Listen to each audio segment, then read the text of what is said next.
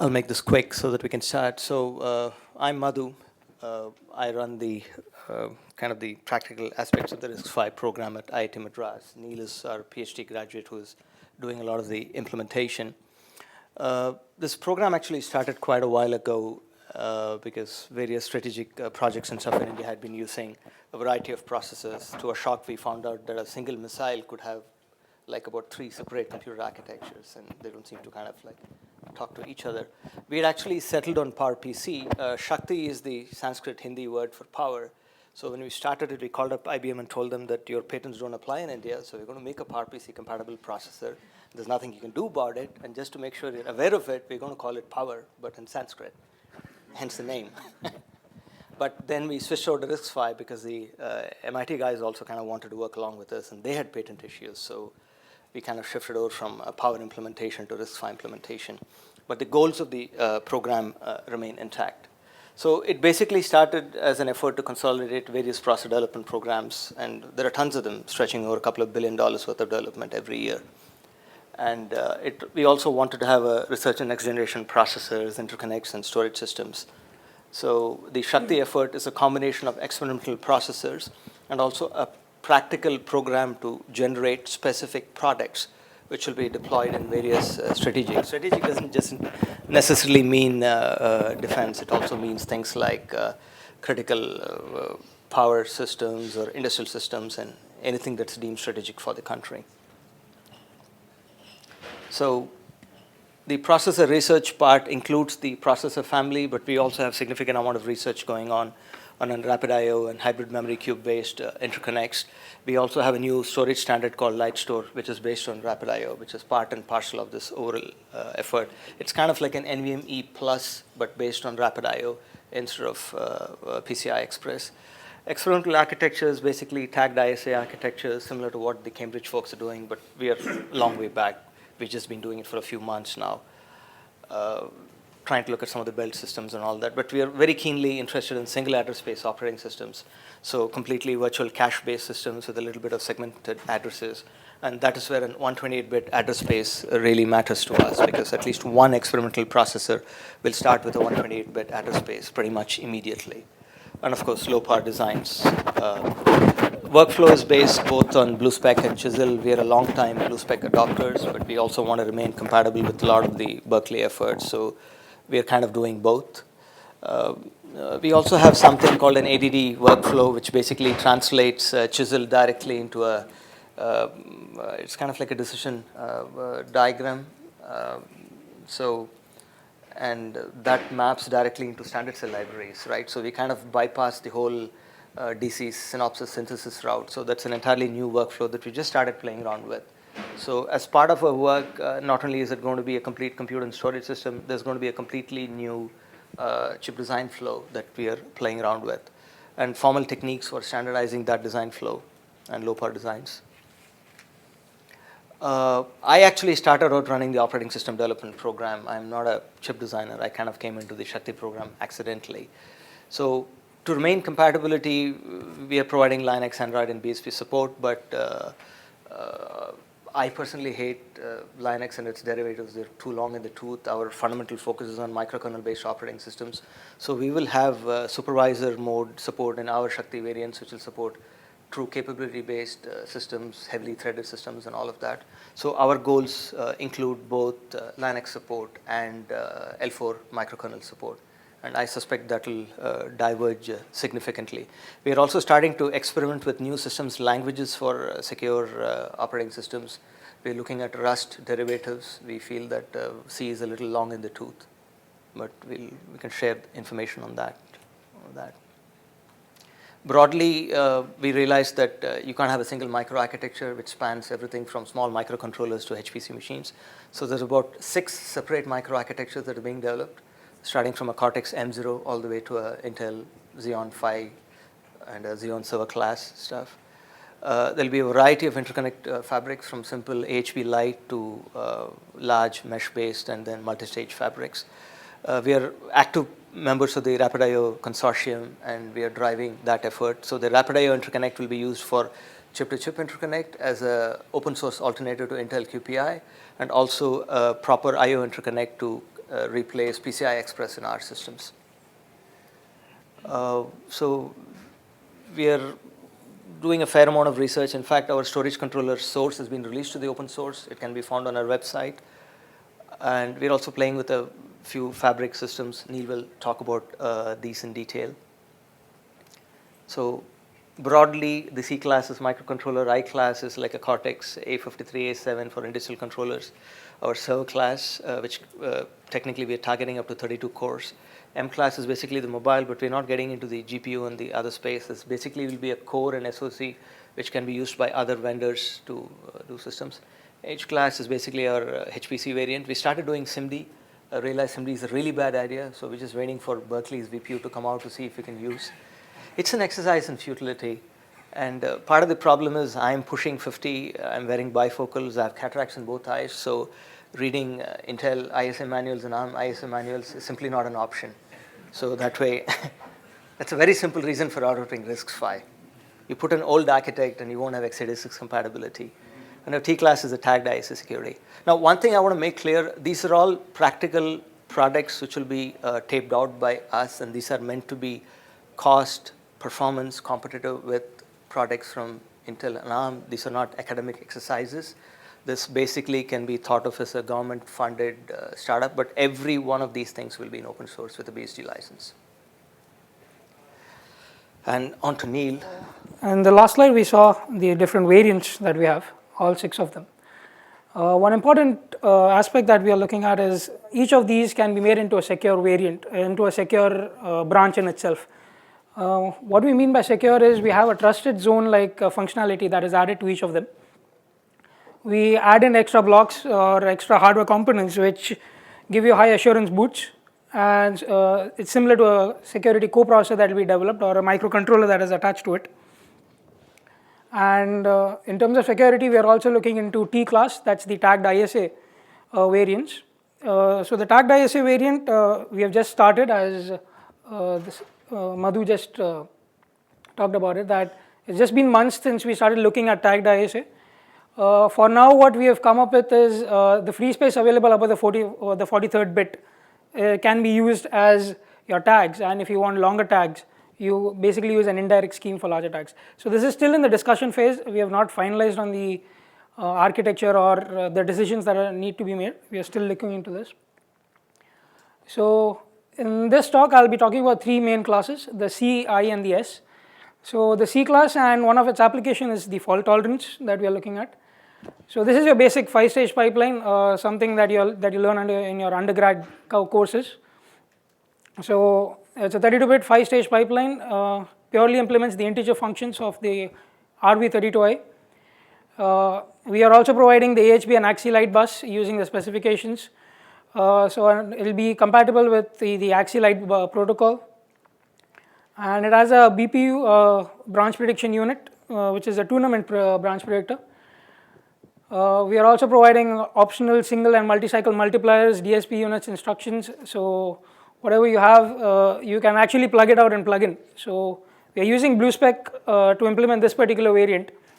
And the interface concept of BlueSpec allows you to modularize each interface. So we keep the interfaces the same, and we can plug in each module at a time and plug it in.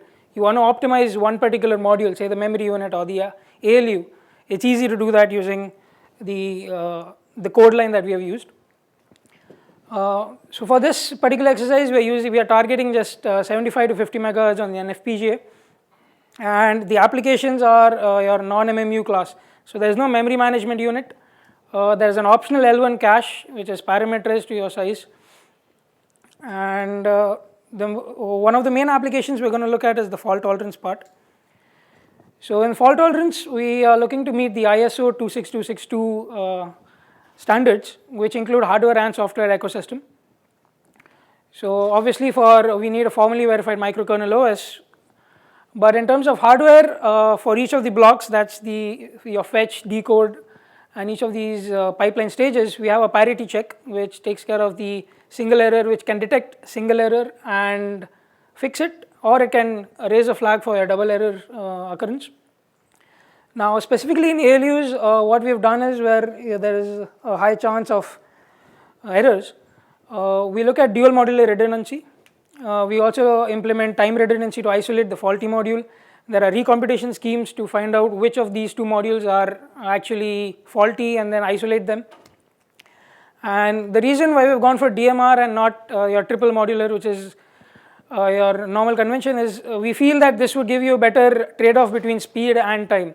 We are taking a time trade-off by doing a time redundancy isolation, which takes 3 cycles or 5 cycles, which is programmable. But at the same time, we are saving hardware by just having a dual modular redundancy.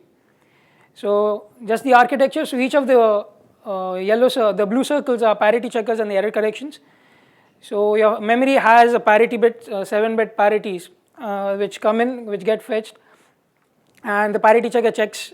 And if there is an error, it raises a flag, which then goes to an ISR and takes care of it. So one thing we realize is we have also seen recent work in confidence-driven computing, wherein you need a confidence that each instruction is correct. So you implement each instruction thrice or 4 times or 5 times, and that's programmable, and it uses the same hardware that you use for fault tolerance. So the simple working would be in this next slide. Okay, the simple working is you have when you given the DMR, the inputs go to both the ALUs. You compare them, and if there is a mismatch, you recompute them until there is a match, and if that happens to be, say, 3 cycles, that's your tolerance level, then you figure out that that's a permanent error. And now we have recomputation schemes which you can use to find out which of the 2 ALUs are faulty. So an obvious drawback of the previous thing is the time redundancy. So if you have a permanent error, you're going to spend a lot of time recomputing or figuring out which of the 2 ALUs are going to be, which of the 2 ALUs are faulty.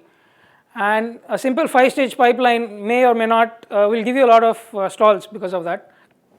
So what we came up with was, instead of having duplicate ALUs or multiple ALUs and such, we will duplicate each functionality. We will have an adder subtractor duplicated, the logical units duplicated, and the multipliers duplicated, in such a way that if the multiplier is undergoing a fault tolerance check, or it's trying to figure out whether it's a permanent or a transient error, the adders and the logical units can be used in an out of order fashion, and you have a final reorder buffer type of structure which maintains the in order issue.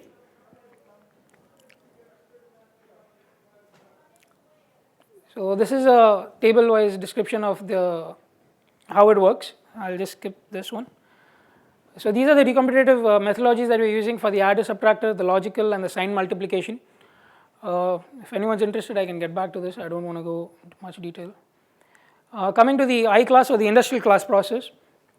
So the main targets that we are looking for in this exercise is we are looking at 1 GHz class multi-core variants, which are targeted for 45 to 65 nanometer technology nodes. So this supports the complete RISC-V 64-bit ISA, the atomic instructions, the single and the double precision floating point units. And using BlueSpec again, we have been highly parameterized it thanks to the type checks that are there. So we are expecting to do a quick design space explorations. So this is the general architecture that we have gone for. So we have for this particular variant, we have used the physical register files approach rather than the reorder buffer renaming approach. So we have the register alias tables, the free register queues, the unified issue queue. In this particular implementation, we have maintained a unified physical register file rather than a split register file. So all the ALUs, FPUs, and the branch units have been parameterized as in the number of ALUs that you can use. The load store unit we have borrowed from the recent paper, I think last year it was SOL, speculative one load execution, which helps in memory disambiguation. So this is again PRF versus ROB renaming, why this particular variant, or just the comparison of what happens between PRF and reorder buffer renaming, classic textbook material, which is that so one main reason that we found was in your reorder buffer renaming, there is a lot of data movement that happens. You have reservation stations and a lot of data moving between your common data bus and the reorder buffers, the register file. Whereas in your physical register files, you have only one source of all for all the operands. That's your the complete architectural plus physical register file. So that makes it a little less complex and power efficient. Coming to the next class is the S class. This is the server class, and we're looking at server fabrics along with this. So this is a very high-ended processor. We are looking at multi-threaded and multi-issue or dual issue, quad issue, 8 threads and quad issue at max. So this is not only the processor design that we are concerned here, we are actually looking at a faster SoC. So now when you have more than 100 cores or you have 256 cores or something on those sort, you can't simply use any interconnect fabric. You can't use an AXI, you can't just use a ring bus to connect all of them. So we are looking at hybrid mesh or ring or NOC networks that can be used. I'll go into the details in the next slides. The cache that we're given, so we have a private L1 cache, a private L2 cache, and a shared segmented L3 cache. The main memory, we are also looking at hybrid memory cubes, which have proven to be much faster than your DDR4. And again, it's parameterized for N threads and M issue. So here is the classic reorder buffer renaming style that we have used: reservation stations, floating point units. So for to maintain threads, we have if there are X threads, we have X number of register windows, X number of TLBs. Now your ALUs are duplicated to maintain the width. Similarly, the CDB and the reorder buffers.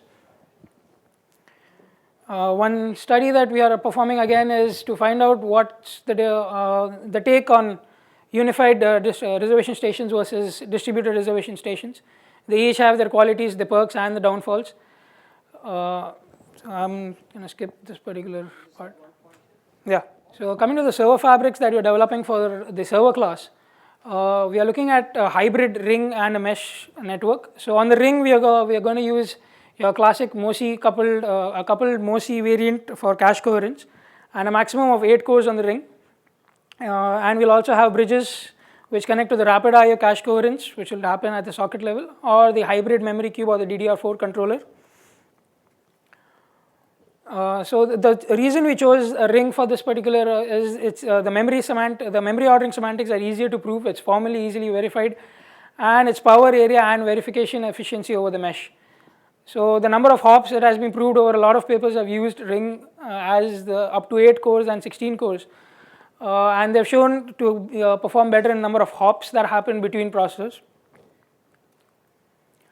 And when we go for higher processors, we can't put all 32 or you can't have all 100 cores onto a ring, then it becomes less efficient. So what we are looking at now is a hybrid between mesh and the ring. So if you can look at it in a 3D model, you have a lower mesh and rings on top of it. Now each ring can communicate to the mesh at multiple branches. So the first one shows when the ring connects at only 2 branches, you have only 2 bridges connecting to the mesh each ring. Or you can have 4 bridges, but again, so each of them has their own trade-offs. There is routing problems, there's area problems, power efficiency, all of those come into concern. So we are not really sure which one is going to work out for what application. So that's one of the major aspects that we are actually going through all of these exercises. You have different applications, your RDBMS or your Hadoop applications, which have different memory accesses, patterns. And each of those patterns can vary, can give you different performances on each of these fabrics. So what we want to look at is how, given an application, can we actually identify which hybrid is going to work better. So that's one of the research that we are conducting on this one. And at the socket level or the processor level, we are looking at rapid IOs, using rapid IO for socket-to-socket connections. So since, as Madhu said, we are a member of the Rapid IO consortium, and we are looking at a 5+ state MOSI MESIF like directory bus based protocol, which is scalable to up to 128 sockets. A quasi-parallel SRIO variant being examined to reduce latency since SerDes latency is too high.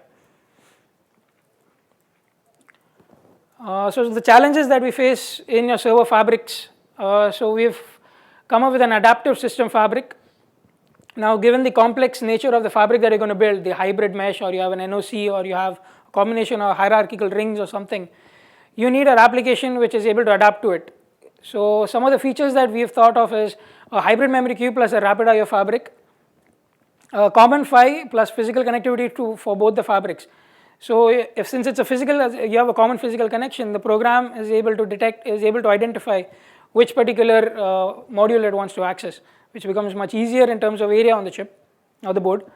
Application-specific protocols will dynamically configure an interconnect link for specific purpose. So you have applications which require just ring-to-ring connections, they are small enough, or you have applications which cluster over more than 2 rings. So now your application is able to identify, okay, I need these 2 rings to myself, or I need the corner 2 rings to myself, or I need the mesh network to myself, and it's able to adapt to it. Some other works that we are starting off in is the microkernel based OS architecture, which is being proposed to take advantage of the hardware that we are proposing. Computation can dynamically move to where the data is located. And we plan to use the Berkeley Spark or the Tachyon which is going to be used for evaluations for our server class fabrics. Yeah. Thanks.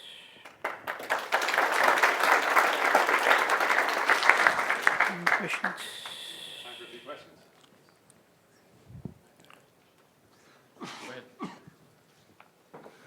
I'm David Kwong from Hong Kong. Yes. You are covering quite a few of development. How big is your research team? So currently we have 6 PhDs working on this, 6 PhD students who are contributing to it. 3 PhD students, we have 20 master students that are going on. And in terms of funding, right? Okay, I didn't get in terms of funding, is it coming from industry or from government? Or Could you say about the status or schedule of the various class processors? Like, when might they? Okay. A little flexible, as you may be aware. So what we are hoping is that we finish verification and release the C class sometime in the July to September timeframe, and probably a single core version of the I class by the end of the year. So, and the S class probably sometime in the middle of next year to September for like a quad core version. We've started coding all of these, so I'm not a great fan of publishing a lot of papers and stuff, so everything we talked about is being coded and tested in BlueSpec, which is ordering a bunch of FPGA boards and other simulators and stuff. So once the infrastructure gathers speed, then we can commit to a better schedule. But at least 3 cores in the next 18 months to 20 months. But we can start sharing code even today if anybody is interested. There's a fair amount of code already in place. The interconnect code like RapidIO has already been published on our website, so that can be used even today. What's the status on the parallel RapidIO implementation? The RapidIO consortium still hasn't agreed to it. Barry and I have been talking about it and proposed. I think it has to be done because if you look at QPI claims to be a SerDes, but it's like a 2-bit SerDes, right? So we can't match it. So if you look at the RapidIO consortium, currently it's people doing DSP-like scenarios where the longer latency of RapidIO vis-a-vis QPI is acceptable if you're doing like a cluster of DSPs. But if you're going to do a L3 level cache coherency, you need to have about 25 nanoseconds of latency from socket to socket. So Barry is okay with it. So I keep missing the meetings for the last 2 months. I'm hoping we'll make a call in the next month or so. I think Rick from the RapidIO consortium is here. Hi, Rick. So he can answer the question better. Yeah, so my name is Rick O'Connor. I'm the executive director of the RapidIO.org environment. And one of the things that we're doing that Madhu is participating in is we're actually working with ARM on a 64-bit server class coherent scale-out specification for ARM server class cores over a RapidIO fabric. And that's the same coherency environment that Madhu and his team would be working on as well. And specific to the PHY, I don't know who asked the question, but there's a, oh, hey, Thomas. I didn't see you over there. So right now it's all Zowie-based SerDes, but as we're moving forward with this coherency task group for ARM server class processors, we're looking at obviously, socket to socket, very low latency, as well as a larger unified fabric coherency across a SerDes-based environment. So we don't have what the answer is yet for what the parallel PHY will be, but there'll certainly be one. And if you want to participate in that work, we have an open environment. We certainly welcome you to come and join us. I'm Trivikram from AMD. So I wanted to focus on your I-class core, and I think you had the out-of-order architecture for that. So if I'm not mistaken, this is targeted at a 1 gigahertz frequency point. And I'm looking at this architecture, and looks like pretty much any old out-of-order superscalar architecture I've seen. So if I'm looking at it, from a layman's point of view, AMD can, not to put too fine a point on it, beat the pants off of it today. So what's the secret sauce? What am I missing here? Right, so this is a specific deliverable because there is a funding agency. Once that comes out, there'll be multiple variants. We're actually sitting on tons of code with different implementations. They are parameterized. So this is one instantiation of the I-class. But I need something out very quickly that I can start benchmarking. Of all the processor architectures ever considered, x86 was never even mentioned in any meeting in the past 5 years. Nobody's asked for it, other than Professor Kamakoti, who's a bit of a x86 fan.